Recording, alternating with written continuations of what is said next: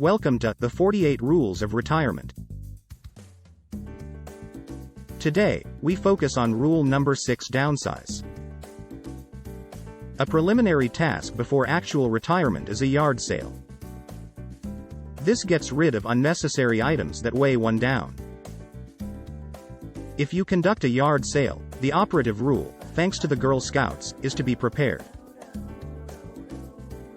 The first sign of trouble was the early morning weather. I awoke at 4 a.m. from the sound of rain, hard-hitting and persistent. After resuming an uneasy sleep, the doorbell rang at precisely 7 a.m. I peered out from the upstairs bedroom window, spotting an idling car in our driveway.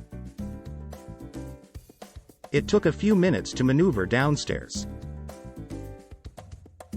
The doorbell rang twice more. Yes? I asked, opening the door to a probable emergency. A woman in her mid-40s looked miffed. Are you the one who advertised the yard sale in the paper? Yes, I replied, rubbing my eyes. That's me. Well, I've got a lot of garage sales to visit today, and you don't have your stuff out on display yet. She was the classic Type A, yard sale attendee. I remained calm, having been warned about this sort. Madam, the ad clearly stated an 8 a.m. starting time. That gives me 1 full hour to get out of my pajamas, shower, brush my teeth, eat a piece of toast, drink a cup of coffee, take a dump and put out our priceless objects, dar, I said, semi-calmly. What's the matter? Asked my bleary-eyed spouse, descending the stairs. I'm an early birder, said the lady. If the ad says 8 a.m., we are here at 7 a.m. That's the rule. It's an established custom. Check around. Anyone who runs a legitimate yard sale knows. Can't wait for a whole hour. Get your clothes on, mister. I'll help you, she insisted. Did you use the term, legitimate? I asked quasi-calmly. Do we need a license? Queried my spouse. Come on, young man, the lady persisted, time is money. Had she not employed the genial term, young, my calm veneer might have disintegrated. Care for a coffee? Asked my spouse. That's the way it started. We agreed with several neighbors to run a Mammoth Street long garage sale. Our junk, soon to become other people's treasure, lay neatly distributed on tables, old doors, that filled our driveway. We scrambled to meet the early birders. My spouse and I employ contrasting theories concerning garage sale economics. She is of the Mother Teresa school that everything should go in the hell with the price. I see commercial value in collectibles as diverse as my old Detroit Red Wings hockey pants, a rusted hibachi, perfect for barbecues in parks, old toilets that fit in nicely at a cottage or located aesthetically outside the house as planters for gardenias.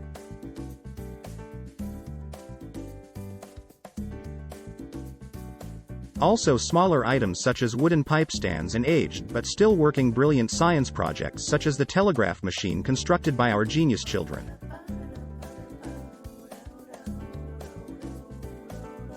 Neighbors, Murray and Mary, advised us that if one expected to receive $4 for an item, then to label it $4.50.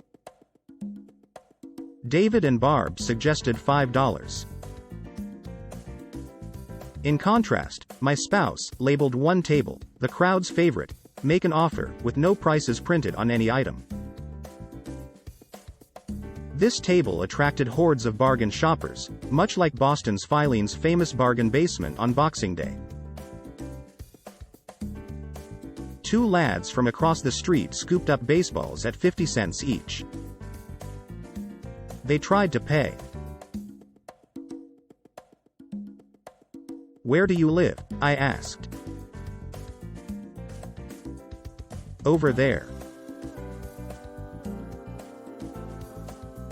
They pointed at the house opposite ours. "They're yours for free." I smiled. I was inexplicably gravitating towards my spouse's saintly mindset, and the day had just begun. Maybe my mother was right when she said that it was far better to give than to receive. I could never buy into that philosophy as a kid. I much preferred to receive.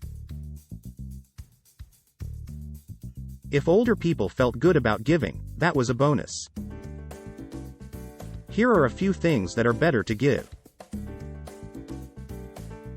1.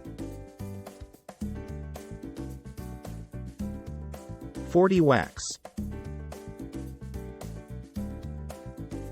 2. Directions and advice. 3. Parking tickets. 4. Stairs. Here are some things better to receive. 1. A check in the mail. 2. A massage. 3. Smiles and hugs. 4. Cookies. 5. A week at a timeshare. 6. A rebate. 7. An apology. 8. Anything in the back seat of a Chevy. 9. Praise, even if undeserved. Get ready for retirement rule number 7, soon to come.